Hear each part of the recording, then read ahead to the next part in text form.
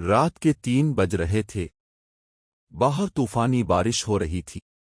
ثاقب، جو ایک ولاگر تھا، نے ایک ویران اور بدنام حویلی میں رات گزارنے کا فیصلہ کیا۔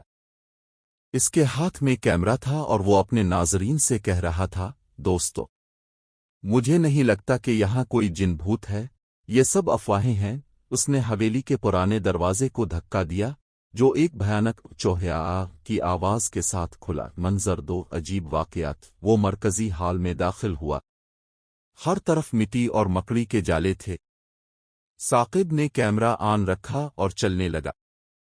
اچانک اسے لگا کہ کوئی اس کے پیچھے چل رہا ہے۔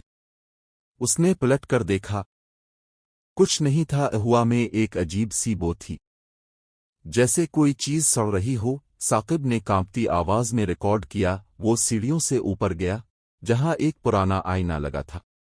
جیسے ہی وہ آئینے کے پاس سے گزرا، اسے لگا کہ آئینے میں اس کا عکس ریفلیکشن سیکنڈ کے کچھ حصے کے لیے نہیں ہلا، جبکہ وہ خود چل رہا تھا۔ وہ ایک کمرے میں داخل ہوا جس کا دروازہ آدھا کھلا تھا۔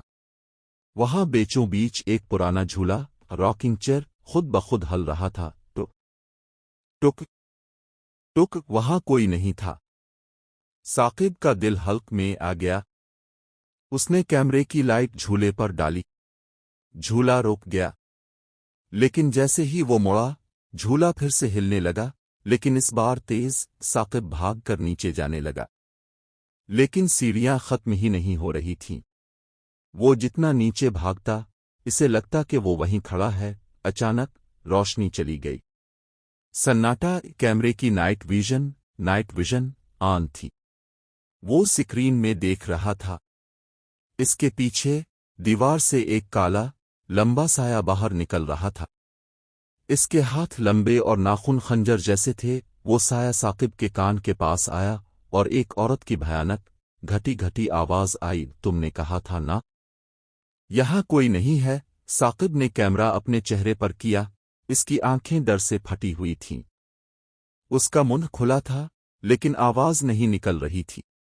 وہ سایہ اس کے چہرے پر چھا گیا۔ کیمرہ ہاتھ سے چھوٹ کر زمین پر گر گیا۔ سکرین پر صرف چھت نظر آ رہی تھی۔ کچھ سیکنڈ بعد ثاقب کی ایک انتہائی بھیانک چیخ سنائی دی، اور پھر مکمل خاموشی۔ اگلی صبح ثاقب کا کیمرہ پولیس کو ملا۔ جب انہوں نے ویڈیو دیکھی تو آخری منظر میں ثاقب نہیں، بلکہ وہ کالا سایہ کیمرے کی طرف دیکھ کر ہنس رہا تھا۔ نوٹ: وہ